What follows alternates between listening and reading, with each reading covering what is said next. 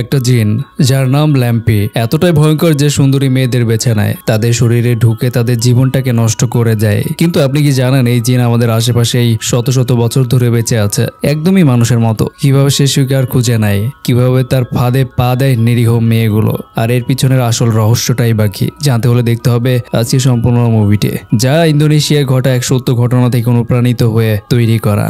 Movie শুরুতে আমরা Adela নামের এক সুন্দরী মেয়েকে দেখতে পাই যে কিনা আয়নার সামনে বসেছিল।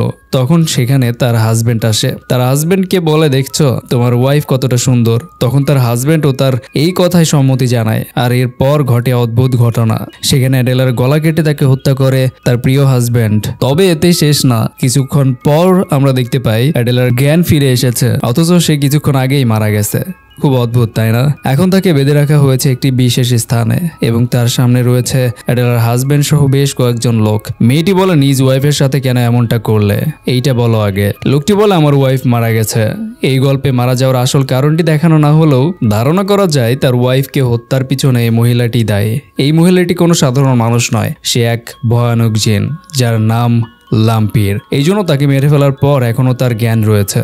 যাই হোক, এই ভয়ানক জিনকে কাবু করতে তাকে একটি বাক্সের মধ্যে ঢুকিয়ে চারপাশে আগুন লাগিয়ে দেওয়া হয়। এরপরে জিনের আসল রূপ বের হয়ে আসে। সে চিৎকার করে অ্যাডেলার হাজবেন্ডকে বলতে থাকে যে তার মতো লোক, তার মতো সুন্দরী ওয়াইফ ডিজার্ভ করে না। লাম্পির তার সৌন্দর্য দিয়ে যে কোনো কিছু করতে পারে, আর মানুষকে কন্ট্রোল করা তো কোনো ব্যাপারই না। এ কথা বলা মাত্রই সেখানে ইমামের পেছনে থাকা তিনজন লোক হঠাৎ লাম্পির জিনের বশে চলে আসে এবং তার ইমাম এবং অ্যাডলার হাজবেন্ডকে সেখানেই মেরে ফেলে। লাম্পির জিন খুব ভয়ানক ভাবে হাসতে থাকে। এতক্ষণ ধরে চলা গা হিম করে দেওয়া ঘটনা আসলে দুঃস্বপ্ন হয়ে আসে এক সুন্দরী মেয়ে, আর এই মেয়েটির নাম ওয়েন, যে কিনা এক ভয়ানক স্বপ্ন দেখে ঘুম থেকে জেগে ওঠে। আর এই ভয়ানক স্বপ্নটি সে প্রায় দেখতো। এবার আমরা একটা দাগও দেখতে পাই যা দেখে মনে হচ্ছিল কে যেন নখের আঁচড় কেটেছে, যদিও ওয়েন সেটাকে লক্ষ্য করে না। সে রেডি হয়ে নিচে নেমে আসে যেখানে তার হবু হাজবেন্ড দাউদ অপেক্ষা করছিল। এই মাসের তাদের বিয়ে দাওয়াতের কথা ছিল, এই জন্য তারা দুজনেই খুবই ব্যস্ত ছিল। তবে ওয়েন আর তার হাজবেন্ড তার কাজ থেকে কিছুতেই ছুটি পাচ্ছে না। সে সবসময় অফিসের কাজ নিয়ে ব্যস্ত থাকে। ওয়েন তার বাড়ির হঠাৎ করে তাকালে দেখতে পায় উপরের জানালা দিয়ে তার ঘরে কাউকে দেখা যায় যার লম্বা লম্বা সাদা চুল রয়েছে। এরপরে তারা তাদের বিয়ের জন্য ফটোশুট করতে যায়, যেখানে ওয়েন বউ সেজে বসেছিল। অন্যদিকে ওয়েনের হাজবেন্ড অফিসের কলে খুব ব্যস্ত ছিল। তখন সেখানে ওয়েন গিয়ে তার ফোন কেড়ে নেয় এবং তার হাজবেন্ডকে জোর করে নিয়ে আসে ফটোশুট করার জন্য, এবং হঠাৎ করে স্টুডিওর একটা লাইট পরে ভেঙে যায়। মূলত এই স্টুডিওটি তাদের এক বন্ধুর ছিল, নাম ছিল রবি। এরপর আমরা রবির গার্লফ্রেন্ড আগ্নেশকে দেখতে পাই। এখানে আমরা আগ্নেশের কথাবার্তা দেখে বুঝতে পারি সৌন্দর্যতা তার কাছে সব থেকে বেশি গুরুত্বপূর্ণ। এর সাথে আমরা তাদের আরেকজন বান্ধবী নান্দাকে দেখতে পাই। সে মোবাইলে দেখছিল এক বাড়ির ইতিহাস, যে বাড়িতে গিয়ে তাদেরই 5 জন কলেজ ফ্রেন্ড 10 বছর আগে গায়েব হয়ে গিয়েছিল। তারা এই বিষয়ে কথা বলছিল। তখন সেখানে আসে ওয়েন, দাউদ, রবি। এরা 5 জন আসলে খুবই ভালো বন্ধু, যার মধ্যে থেকে ওয়েন এবং দাউদ, সে সাথে রবি এবং আগ্নেশ ছিল কাপল। তারা গল্প করছিল। সবসময়ের মতো দাউদের কাছে অফিস থেকে কল আসে এবং সে সেখান থেকে উঠে চলে যায়। এরপরই দাউদ আর ওয়েনের ফটোশুট করা ছবি চলে আসে এবং সুন্দরী ওয়েনের ছবি দেখে তার প্রশংসা করছিল আগ্নেশ। ওয়েনের রূপের প্রতি কেন আগ্নেশের এত মনোযোগী, এইসব জানা যাবে একটু সময় পর। এখন থেকে ওয়েন সরাসরি চলে যায় একটা বিয়ের ড্রেসের শোরুমে, যেখান থেকে আজকের এই ফটোশুটের জন্য ড্রেস নিয়েছিল। ড্রেসটি ফিরিয়ে দেওয়ার পর সে সেখানকার ওয়াশরুম ইউজ করতে চায়। সেখানে যেতেই সে হঠাৎই তার নিজের সামনে এক ভয়ানক আকৃতি দেখতে পায়। তার লম্বা লম্বা সাদা চুল ছিল।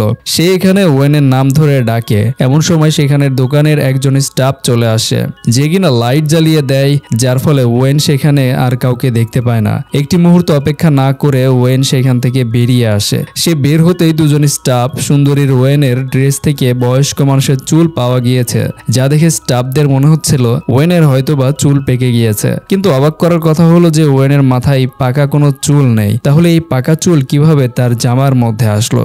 এরপরে আমরা ওয়েন এবং দাউদকে দেখতে পাই তারা গাড়িতে করে বাড়ি ফিরে যাচ্ছিল, যেখানে দাউদ ওয়েনকে জানায় আগ্নেশ তাকে আইডিয়া দিয়েছে যে তারা চাইলে বাইরে ফটোশুট করতে পারে। এইসব কথা নিয়ে কথা বলতে বলতে দাউদ লক্ষ্য করে ওয়েনের প্রচন্ড মন খারাপ। তাই সে জিজ্ঞাসা করে রাতের ওইসব খারাপ খারাপ স্বপ্ন নিয়ে সে কি ডিস্টার্ব? উত্তরে ওয়েন বলে এগুলো ছাড়াও তার সাথে ইদানিং আরো অদ্ভুত কিছু ঘটনা ঘটছে, তার মনে হচ্ছে কেউ যেন তাকে ফলো করছে। উত্তরে দাউদ বলে এমনটি কিছুই না, বিয়ের জন্য হয়তোবা তুমি বেশি স্ট্রেসে আছো, এই জন্য রিল্যাক্সের জন্য কোথাও ঘুরে আসা উচিত। পরের দিন ইভেন্ট নিয়ে আলোচনা করতে থাকে রবি এবং আগ্নেশ। আগ্নেশ বলেছিল যে তার ব্যাচেলার পার্টি সেই সাথে বিয়ের জন্য ফটোশুটও করা যাবে।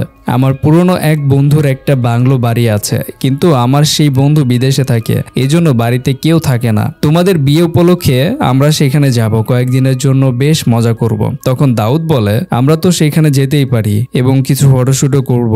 আমার বন্ধু রবি ক্যামেরাম্যান তো আছে। সবার এমন জোরাজুরিতে ওয়েনও রাজি হয়ে যায় সেখানে যেতে। এরপরে সেখানে যাওয়ার আগের দিন দেখা যায় আগ্নেশ চলে যায় রিজকি নামের এক ছেলের সাথে কথা বলতে। রিজকি আসলে তাদের পুরনো একজন বন্ধু ছিল, যে কিনা অতীতে সবাইকে ধোকা দিয়ে তাদের কাছ থেকে টাকাও মেরে দিয়েছিল।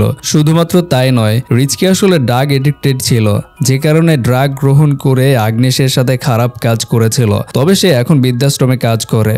রিজকি বলে সে পরিবর্তন হওয়ার চেষ্টা করছে আর অতীতের সবকিছুর জন্য সে মাপ চায়। আগ্নেশও তাকে সবকিছুর জন্য মাপ করে দিয়েছে। আগ্নেশ বলে বাকি সবাই তাকে খুব মিস করছে, তারা যেহেতু ট্রিপে যাবে তাই এখানে তাকে দাওয়াত করতে এসেছে। এইসব শুনে রিজকি একেবারেই অবাক হয়ে যায়, কারণ সে যা করেছে তার জন্য বাকিদের তো মুখ দেখানোই উচিত না। এরপরেও আগ্নেশ কিভাবে তাকে এত সহজে ক্ষমা করে দিল এবং কিভাবে তার ঠিকানা খুঁজে পেল, এ সকল প্রশ্ন তার কাছে খুব একটা গুরুত্বপূর্ণ না, কেননা আগ্নেশ তাকে কিছু পাঠায়। সে ছবির মধ্যে থাকা পুরনো দামি বস্তু সেগুলো বিক্রয় করলে সে অনেক টাকা পাবে, সে টাকা দিয়ে তার সমস্ত লোন শোধ করতে পারবে। এই জন্য সে ট্রিপে যেতে রাজি হয়ে যায়। অন্যদিকে ওয়েন রাতে গোসল করছিল, সেখানে সে বাথটাবের মধ্যে ডুব দেয়। তখনই সে ভয়ানক মহিলাকে দেখতে পায়, সাদা চুলওয়ালা। তাকে আবারও ভয় দেখায়। এইসব নিয়ে সে এত বেশি বিরক্ত ছিল যে এবার সে খুব তাড়াতাড়ি ট্রিপে যেতে চায়, কারণ তার মনে হচ্ছিল এই ট্রিপে গেলে হয়তোবা তার মন ভালো হয়ে যাবে। এই জন্যই সে সবাইকে হ্যাঁ বলে দেয়। পরের দিন 6 জন ফ্রেন্ড মিলে রওনা দেয় ওই বাংলোর উদ্দেশ্যে। সেখানে আগ্নেশের বয়ফ্রেন্ড রবি রিজকিকে ভীষণ রেগে তাকে প্রমিস করে সে কোনো রকম জুয়া চুরি খারাপ কাজ করবে না, সে ভালো হয়ে গিয়েছে।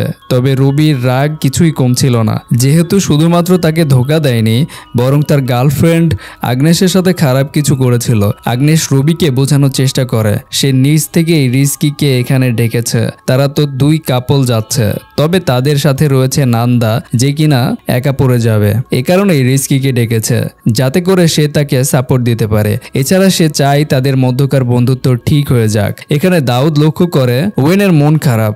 এই দেখে দাউদ বলে এই ট্যুরটা তোমার জন্য দরকার ছিল, আমি শিওর এই ট্যুরটা শেষ হলে তুমি আগের মতো আবারও হাসি খুশি হয়ে যাবে। এই আশা নিয়েই তারা জঙ্গলের ভেতর দিয়ে যেতে থাকে ওই বাংলোর উদ্দেশ্যে। সেখানে পথে আমরা মাটির পাত্রে কিছু ভোগ দেখতে পাই, আর তেমন ব্যাখ্যা দিলাম না। ইন্দোনেশিয়ান যারা হরর সিনেমা প্রেমী আছেন তারা এই জিনিসটা ভালো করেই চিনেন। এটা কোথাও আছে, তার মানে নিশ্চয়ই সেখানে কোনো জিন অথবা শয়তানের আনাগোনা আছে, যে ব্যাপারে এই 6 বন্ধুর কোনো ধারণাই নেই। যাই হোক, তারা সেই বাংলো বাড়িতে এসে পড়ে। তারা এই বাংলো দেখে খুব অবাক হয়ে যায়। সবাই তো এটা নিয়ে ভাবা শুরু করে দেয় তারা কোথায় গিয়ে তারা ছবি তুলবে। তবে রিজকির আসল উদ্দেশ্য তো আমরা জানি, সে এখানে নিজের সাথে করে বড় একটি ব্যাগও নিয়ে এসেছিল, যাতে করে সে বেশি করে এখানকার দামি দামি জিনিসগুলো চুরি করে নিয়ে যেতে পারে। এইসব দেখে রবির সন্দেহ হয়, তাই তাকে আবারও হুমকি দেয় এখানে এসে যেন সে খারাপ কিছু না করে। এরপরে তারা সবাই বাড়ির ভিতরে ঢুকে যায়। তবে ভিতরে ঢোকার পর দেখা যায় অপরূপ সুন্দর, যার ভিতরে থাকা প্রত্যেকটি জিনিস ছিল খুবই মূল্যবান। এইসব দেখে তারা খুব অবাক হয়ে যায়। এখানে রিজকি আগ্নেশকে বলে এইরকম বড় বড় বাড়িতে পুরোনো দিনের মানুষেরা তাদের জিনিসপত্রগুলো রাখার জন্য বিশেষ ঘর বানাতো। এরকম ঘর এই বাড়িতে আছে কিনা? উত্তরে আগ্নেশ বলে তার বান্ধবী বলেছিল এইরকম একটা ঘরের কথা, কিন্তু এইরকম একটা ঘরের ব্যাপারে সে কিছুই জানে না। আমরা বুঝতে পারছিলাম আগ্নেশও তার উদ্দেশ্যের ব্যাপারে জানে, সেই মূলত তাকে আশকারা দিচ্ছিল এখানে চুরি করার ব্যাপারে। যাই হোক, ভিতরে ঢুকে সবাই বাসার চারপাশে দেখতে থাকে। ঠিক এমন সময়ে বাড়ির মাঝ বরাবর একটা বিরাট বড় ছবি দেখতে পায়। এই ছবিটা ছিল অ্যাডেলার। মুভি শুরুতে দেখানো ওই মেয়েটির, যার মধ্যে ছিল ল্যাম্পির নামক ভয়ানক এক জিন। মনে আছে নিশ্চয়ই? নান্দা অ্যাডেলার ছবি দেখে প্রশ্ন করে কে এই মেয়েটি? তখন আগ্নেশ বলে এটা হলো তার বান্ধবী পারদাদি, যে কিনা খুবই সুন্দরী একজন নারী ছিল। তার এই ব্যাপারে কথা বলছিল। তখন আমরা রবিকে দেখতে পাই, সে কিনা বাইরের প্রকৃতির ছবি তুলছিল। তখন হঠাৎ করে বাংলোর জানালার দিকে ক্যামেরা ঘোরালেই বিয়ের পোশাক পরা অ্যাডেলাকে দেখতে পায়, যা দেখে সে অবাক হয়ে ওঠে। এরপরে হঠাৎ করে সেটি গায়েব হয়ে যায়। যাই হোক, যেহেতু এখানে কেউ ল্যাম্পির জিন অথবা অ্যাডেলা সম্পর্কে ধারণা নেই, তাই সবাই এখানে বেশ মজা করতে থাকে। হাসি ঠাট্টা পার্টিতে সবাই খুব উপভোগ করতে থাকে। মাঝে মধ্যে ওয়েন অ্যাডেলার ছবি দেখে অবাক হয়ে যায়। মনে হচ্ছিল সে মেয়েটাকে কোথাও যেন সে দেখেছে, কিন্তু সে মনে করতে পারছে না। এমন সময় সেখানে নান্দা চলে আসে। পরের দিন সকালে ফটোশুটের জন্য নান্দা ওয়েনকে রেডি করছিল। তারপর তারা বাইরে ছবি তুলতে চলে যায়। সকলে ছবি তুলতে ব্যস্ত থাকলেও সেখানে বসে আগ্নেসের মন এই সকল কথাই চলছিল। সে ওয়েনের দিকে অদ্ভুত এক নজরে তাকিয়েছিল, যে ব্যাপারটা নান্দা নোটিশ করছিল। তখন সে টয়লেটে যাওয়ার কথা বলে আগ্নেস টয়লেটে চলে যায়। সে ভিতরে যাওয়ার কিছুক্ষণ পর রিজকিও বাড়ির ভিতরে চলে যায়। তারও নাকি টয়লেট যেতে হবে। সে মুখে যতই বলুক ভালো হয়ে গেছে, তার স্বভাব তো আপনারা জানেনই কি উদ্দেশ্যে সে এখানে এসেছে। যাই হোক, সে ভিতরে গিয়ে দামি দামি সবকিছু তার ব্যাগে ভরতে শুরু করে। তার এখানে আসার আসল উদ্দেশ্য ছিল এটা, এখানকার জিনিসপত্র চুরি করে পালিয়ে যাওয়া। কিন্তু এক পর্যায়ে সে দেখতে পায় একটা পরিত্যক্ত ঘর। সে মনে করেছিল নিশ্চয়ই এই ঘরে সব দামি দামি মূল্যবান জিনিস থাকবে। এজন্য সে কোনো কিছু না ভেবে সেই ঘরে ঢুকে পড়ে। ঢোকার পর চারিদিকে অন্ধকার। সেই স্থানটিতে আমরা ভয়ানক কারোর উপস্থিতিও টের পাই। এই স্থানটিতে মূলত অ্যাডেলাকে পুরানো হয়েছিল। সেখানে অ্যাডেলার আত্মা অথবা এই ল্যাম্পির জিনকে দেখতে পায় রিজকি। সে এতে করে বেশ ভয় পেয়ে এই ঘর থেকে বেরিয়ে আসে। এদিকে ঠিক এই মুহূর্তে বাইরে বৃষ্টি শুরু হয়। সে কারণে তারা বাড়ির ভিতরে চলে আসে। রবি বুঝতে পারছিল না যে আগ্নেস এতক্ষণ ধরে টয়লেটে কি করছে। এবার রিজকিও টয়লেটে গিয়েছিল। তখন সে নান্দাকে দেখতে বলে। নান্দা ভিতরে দৌড়ে যাচ্ছিল। এমন সময় তারা ধাক্কা লাগে রিজকির সাথে। রিজকি এখন এখান থেকে পালানোর কথা বলছিল।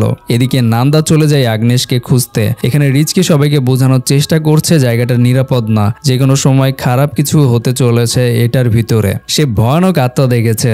এগুলো বলতে বলতে তার ব্যাগে থাকা সমস্ত জিনিসগুলো নিচে পড়ে যায়, যার ফলে তার বুঝতে পারে যে রিজকি এখনো পর্যন্ত ঠিক হয়নি, আগের মতোই আছে। এদিকে নান্দা অ্যাগনেসের টয়লেটে গিয়ে দেখতে পায় অ্যাগনেসের লাশ ঝুলছিল। অ্যাগনেসের এই মৃত্যুতে রবি একেবারেই ভেঙে পড়ে। সে বুঝতে পারে না তার গার্লফ্রেন্ডকে কে মেরেছে। তাই সে রিজকির ওপরেই চিৎকার করতে থাকে এবং তাকে দোষারোপ করতে থাকে। এই জন্য রিজকির ওপর মারধর করতে থাকে, কেননা তার মনে হচ্ছিল তারা যখন বাইরে ফটোশুট করছিল তখন রিজকি ভিতরে ঢুকে আগ্নেসকে রেপ করে মেরে ফেলে এবং সে এখন চুরি করে পালিয়ে যাচ্ছে। তবে যখন দাউদ ওয়েন গিয়ে তাদেরকে আটকায়, তখন সে আবার দাউদ ওয়েনকেও দায়ী করতে থাকে। তারা হয়তো আগ্নেসকে মারার জন্য এই টিপের প্ল্যান করেছে, অথচ সে ভুলে গিয়েছে এই প্ল্যানটি করেছিল তার গার্লফ্রেন্ড নিজেই। এই নিয়ে তাদের মধ্যে কথা কাটাকাটি শুরু হয়ে যায়। তখনই নান্দা চিৎকার করে ওঠে। তখন নান্দা নিজেও আগ্নেসের মৃত্যুতে সে অনেকটা ভেঙে পড়েছিল, কারণ আগ্নেস তার সব থেকে ভালো বান্ধবী ছিল। তবে রবি তো এবার নান্দার উপর সন্দেহ করে, বলে নান্দা হয়তো আগ্নেসকে মেরেছে, তাই সে এবার নান্দার উপরে হামলা করে। তখন রবিও বন্দুকটি নিজের মাথায় ঠেকিয়ে বলে গুলি করতে। তখন দাউদ সেখানে আসে এবং বন্দুকটি নিয়ে ফাঁকা গুলি ছাড়ে। এভাবে পরিস্থিতি কিছুটা নিয়ন্ত্রণে আসে এবং কঠিন সমাধান এইভাবে মিলবে না, এটা বুঝে যায় দাউদ। তাই সবাইকে রাজি করে আগ্নেসের লাশ নিয়ে গাড়িতে উঠে যায়। সবাই যখন গাড়িতে উঠে যায় তখন দেখতে পায় এবং সবাই হতবাক হয়ে যায়। এতক্ষণ যাবৎ যে বাংলোটি সুন্দর করে রং করা মনে হচ্ছিল, সেটা এখন পরিণত হয়েছে একটা ভুতুরে বাড়ির মতো, যা বাইরে থেকে এই বাড়িটি অনেক ভয়ানক লাগছিল। এই বাড়িতে নাকি তারা এতক্ষণ ফটোশুট করছিল। কি অদ্ভুত, তাই না? এই সব কিছু ভেবে তারা গাড়িতে করে এখান থেকে পালিয়ে যায়। তবে গাড়ি নিয়ে জঙ্গলের পথ ধরে যতবারই চেষ্টা করুক না কেন, ঘুরে ফিরে জঙ্গলের যে কোনো পথ দিয়ে গেলেও তারা এই বাড়ির সামনে ফিরে আসছে এবং এখানে এসেই থামছে। তারা মনে হচ্ছে গোলকধাঁধার মতো আটকে গেছে। হঠাৎ করে রাস্তার মাঝখানে সেই ল্যাম্পের জিন চলে আসে, যার কারণে দাউদ গাড়িটি কন্ট্রোল করতে পারে না, যার ফলে তার গাড়িটি আর স্টার্ট নিচ্ছিল না। তারা এইবার পুরোপুরিভাবে ফেসে গিয়েছে। তারা বুঝতে পারছিল না যে কে কোথায় যাবে এবং তাদের সাথে কি হচ্ছে। এমন সময় রিজকির মনে পড়ে সেই পরিত্যক্ত ঘরের কথা। সেখানে সবাইকে নিয়ে যায়, তবে নান্দা ভয়ের জন্য ভিতরে যায় না, সে বাইরেই দাঁড়িয়ে থাকে। রিজকি সকলকে সেখানে থাকা নকশাগুলো দেখায়, আর সেই নকশায় লেখা ছিল কেউ এখান থেকে ফিরে যেতে পারবে না। মাত্রই একজন বেঁচে থাকতে পারবে এবং বাকিরা সবাই মারা যাবে। দাউদের মনে হতে থাকে যে কেউ হয়তো বা তাদের সাথে মাইন্ড গেম খেলছে, যাতে করে তাদেরকে নিয়ে একজন আরেকজনকে মারতে পারে। তখন ওয়েন জানায় লাম্পি তাদের সাথে এই গেম খেলছে। দাউদ তখন জিজ্ঞেস করে লাম্পিকে। উত্তরে ওয়েন জানায় লাম্পি এমন এক জিন যে কিনা মানুষের রূপে থাকে। ওয়েনের এ সকল অলৌকিক কথা কেউ বিশ্বাস করে না, এমনকি দাউদ নকশাটা পর্যন্ত পুড়িয়ে দেয়। অন্যদিকে আমরা নান্দাকে দেখতে পাই সে একটা ঘরের মধ্যে সিগারেট খাচ্ছিল। এমন সময় হঠাৎ করে সেই ল্যাম্পির জিন চলে আসে, ফলে সে খুব ভয় পেয়ে যায়। পরে অ্যাগনেসের গলার সুরে সে নান্দাকে ডাকতে থাকে। বান্ধবীর আওয়াজ শুনে নান্দা দরজা খুলে দেয়। পরে অ্যাগনেসের গলার সুরে সে নান্দাকে ডাকতে থাকে। বান্ধবীর আওয়াজ শুনে নান্দা দরজা খুলে দেয়। তখনই তাকে ধরে ফেলে ভয়ানক জিন ল্যাম্পির এবং গলা ছেড়ে নির্মম ভাবে তাকে হত্যা করে। চিৎকার করে শুনতে পায় বাকিরা, তাই দ্রুত নান্দাকে খুঁজতে শুরু করে। সবাই আলাদা আলাদা হয়ে নান্দাকে খুঁজতে থাকে। ওয়েন সেখানকার টয়লেটে ধাক্কা দিতেই সে হতবাক হয়ে যায়, কেননা সেখানে ল্যাম্পির জিন নান্দাকে খাচ্ছিল। কি ভয়ানক দৃশ্য! এইসব দেখে ওয়েন চিৎকার করে ওঠে। আমরা জানতে পারি নকশায় এইরকম দৃশ্যই ছিল। নকশায় যা যা লেখা ছিল সবকিছুই হচ্ছিল। এরই মধ্যে নান্দার লাশ যেন জেগে উঠেছে। সে উঠে হাওয়ায় ভাসতে থাকে এবং তাদেরকে উদ্দেশ্য করে বলে যে সে একে একে সবাইকে মেরে ফেলবে। এই বলে নান্দার লাশ আবারও মাটিতে লুটিয়ে পড়ে, যা দেখে তারা পাগলের মতো হয়ে যায়। এরপরে পরবর্তী শিকার বানায় রিজিকে। প্রথমে সে আগ্নেশের আওয়াজ নকল করে তাকে ডাকে। রিজকিও কোনো কিছু না ভেবে উপরে চলে যায়, কিন্তু রিজকি জানতো কিছুক্ষণ আগে আগ্নেশ মারা গিয়েছে। আগ্নেশ জিন অর্থাৎ ল্যাম্পির জিন তাকে আকর্ষিত করতে থাকে, আর এইভাবে আকর্ষিত করতে করতে দেখতে পায় সেখানে আগ্নেশ নয়, সেখানে সত্যিই এই ভয়ানক ল্যাম্পির জিন রয়েছে। সে কিনা রিজকির ওপর হামলা করে এবং বাথটাবের মধ্যে ঢুকিয়ে মারতে চায়। তবে সে কোনো মতে ল্যাম্পির জিনের হাত থেকে রক্ষা পেয়ে যায় এবং সেই বাথটাবের ভিতর থেকে বেরিয়ে যায়। আর তখন সেখানে রবি চলে আসে। রিজকিও কোনো কথা না শুনে তার ওপর ওই পাথর দিয়ে তাকে থেতলিয়ে দেয়, আর সেখানেই রিজকি মারা যায়। এরপর সে নিজে চিৎকার করতে শুরু করে। সেই চিৎকারের আওয়াজ শুনে ওয়েন এবং দাউদ সেখানে চলে আসে। সেখানে আসা মাত্রই দেখতে পায় রিজকির লাশের পাশেই বসে আছে রবি। এইসব দেখে রবিকে সন্দেহ করে দাউদ। দাউদ তাকে বলে, কেন তুমি রিজকিকে মেরে ফেললে? উত্তরে রবি কসম খেয়ে বলে যে আমি রিজকিকে মারিনি। এখানে অবিশ্বাসের কথা হলেও রবির এই কথা মোটামুটি তারা মেনে নেয়। এইভাবে তাদের 6 জনের মধ্যে 3 জন মারা যায় আর বাকি থাকে 3 জন। আশ্চর্যজনক সব মৃত্যুর ধরনটা ঠিক তেমনি ছিল যেমনটা নকশায় দেখতে পায়। এখানে ফাইট করতে করতে 6 জন মানুষ নিজেরা নিজেদের মধ্যে ফাইট করতে থাকে। এখান থেকে 5 জন মারা যাবে এবং সেখানকার মতো সবাই মরছিল। তবে এমন পরিস্থিতিতে হার মানতে চায় না দাউদ। সে ল্যাম্পির সাথে মোকাবেলা করার কথা বলে, কিন্তু এটা যে সুইসাইড প্ল্যান সেটা রবিও ভালোভাবে জানতো। সুইসাইড মানে এখানে সবাইকে মেরে শেষে যে জীবিত থাকবে সে নাকি এই ভয়ানক ল্যাম্পির জিনের হাত থেকে রক্ষা পাবে। এদিকে রবি নিজেকে বাঁচানোর জন্য সুযোগ বুঝে দাউদের পকেটে থাকা পিস্তলটা নিয়ে নেয় এবং দাউদ ও ওয়েনকে মারতে থাকে। নিজেকে বাঁচানোর জন্য বন্ধুকে মেরে ফেলে রবি। কতটা বেঈমান বন্ধু দেখুন। যাই হোক, এই জন্য দাউদ বলে ওয়েন এখান থেকে পালিয়ে যাও, কিন্তু এখানে দেখা যায় দাউদের পেটে ছুরি ঢুকিয়ে দেয় রবি। অন্যদিকে ওয়েন এমন অবস্থা দেখে সেখান থেকে দৌড়ে পালিয়ে যায় এবং নিজেকে একটা রুমের মধ্যে আটকে ফেলে এবং বিছানার নিচে লুকিয়ে পড়ে। রবি এসে সেই দরজা ধাক্কা দিতে থাকে এবং ওয়েনকে প্রমিস করতে থাকে যদি ওয়েন দরজা খুলে দেয় তাহলে তাকে খুব সহজে একটা মৃত্যু দিবে, যার ফলে তার একটু কষ্টও হবে না। ওয়েন দরজা না খুললে সে প্রচন্ড রেগে যায় এবং দরজা ভেঙে ফেলে। এইভাবে এক পর্যায়ে রবি ওয়েনের গলা টিপে ধরে তাকে মেরেই ফেলেছিল। তখন হঠাৎ করে লাম্পির সেই ভয়ানক জিন তার সামনে চলে আসে, যাকে দেখে সে ভয় পেয়ে যায় এবং সে ওয়েনকে ছেড়ে দিয়ে ওই ঘর থেকে বেরিয়ে আসে। ঘর থেকে বেরিয়ে আসা মাত্রই দাউদ তার সামনে চলে আসে এবং যে পাথর দিয়ে সে রিজকিকে মেরেছিল সেই পাথর দিয়ে রবিকে মেরে ফেলে। এরপরে দাউদ চলে আসে ওয়েনের কাছে, তাকে বলে এইসব কিছুই খুব তাড়াতাড়ি শেষ হয়ে যাবে এবং আমরা বাড়ি ফিরে যাব। তবে ওয়েন তো জানতো এই নকশায় লেখা আছে ভোরের আগে যে কোনো একজনকে বেঁচে থাকতে হবে এবং বাকি সবাইকে মেরে ফেলতে হবে, না হলে ওই জিন এসে তাদের দুজনকেই মেরে ফেলবে। এমন সময় লাম্পির জিন আসতে থাকে তাদের কাছে এবং ভয়ানক এক কণ্ঠর হাসি শোনা যায়। ওয়েন বুঝতে পারছিল এই জিন আস্তে আস্তে তাদের কাছে আসছিল। তখন দাউদ ওয়েনকে জড়িয়ে ধরে নেয় আর বলতে থাকে যদি বাঁচতে হয় তাহলে 2 জন বাঁচবো আর মরতে হলে 2 জন মরবো। এরপরে আমরা দেখতে পাই একটা অবাক করার বিষয়, ওয়েন তার হবু হাজবেন্ডের পেটে চাকু ঢুকিয়ে দেয়। ওয়েন নিজে বাঁচার জন্য নিজের প্রিয় মানুষটিকে মেরে ফেলে যার সাথে তার বিয়ে হওয়ার কথা ছিল। কতটা বিশ্বাসঘাতক হলে এমনটা করতে পারে। দাউদের মৃত্যুর সাথে সাথে ওয়েন বাদ দিয়ে গ্রুপের 5 জন সবাই মারা গিয়েছে। বাকি আছে শুধুমাত্র ওয়েন। মানে ওয়েন এখন ভাবছে সে এখন বেঁচে যাবে আর এখান থেকে সে বের হয়ে যেতে পারবে। কারণ সবাই তো মারা গিয়েছে। ওয়েন এখন সম্পূর্ণ একা। আর এই সময়ে আগ্নেশের রূপ ধরে সামনে আসে লাম্পির জিন। আগ্নেশ বললে ভুল হবে, কেননা এটা ছিল লাম্পির জিন। 10 বছর আগে আগ্নেশকে মেরে ওই লাম্পির জিন তার মধ্যে ঢুকে পড়েছিল এবং এই 10 বছর ধরে মানুষের সাথে মিলেমিশে মানুষের মধ্যে বসবাস করছিল। 10 বছরের মধ্যে আগ্নেশের চেহারা নষ্ট হয়ে আসে। এই কারণেই এই ল্যাম্পির জিন ওয়েনকে বেছে নেয়, কেননা ওয়েনের চেহারা ছিল সুন্দর। আর এইসব এগনেশ তাকে জানায়। এগনেশ বললে ভুল হবে, আসলে সে ভয়ানক এক লাম্পির জিন। ওয়েনকে বেঁধে রেখে তাকে জানায় 10 বছর পর পর তার নরবলির প্রয়োজন হয়। আর এখানে সেই ল্যাম্পির জিন তার আসল রূপে ফিরে আসে, যে কিনা বৃদ্ধ লাল চামড়ার এবং দেখতে খুব ভয়ানক। সে এখানে ভয়ানকভাবে এগিয়ে আসে ওয়েনের কাছে। ওয়েন তো খুব ভয় পেয়ে চিৎকার করতে থাকে। তখন আমরা দেখতে পাই ল্যাম্পির জিন ওয়েনের শরীরের মধ্যে ঢুকে পড়ে আর সে কোনোভাবে নড়তে চড়তে পারছিল না।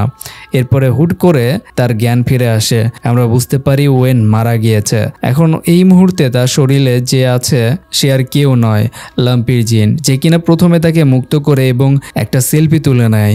এতদিন সে যে শরীর চেয়েছিল ফাইনালি সে নিজের করে নিয়েছে আর সে খুশি খুশি এখান দিয়ে বেরিয়ে পড়ে। হয়তোবা 10 বছর পর আবার ফিরে আসবে নিজের আরো 5 জন শিকারী নিয়ে, সেই সাথে আরো একজন সুন্দরী মেয়ে নিয়ে, যার শরীরে সে বাস করবে।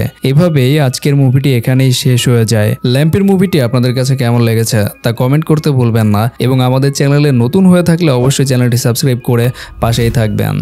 ভালো থাকবেন, ভালো রাখবেন। Thank you, take care, bye by.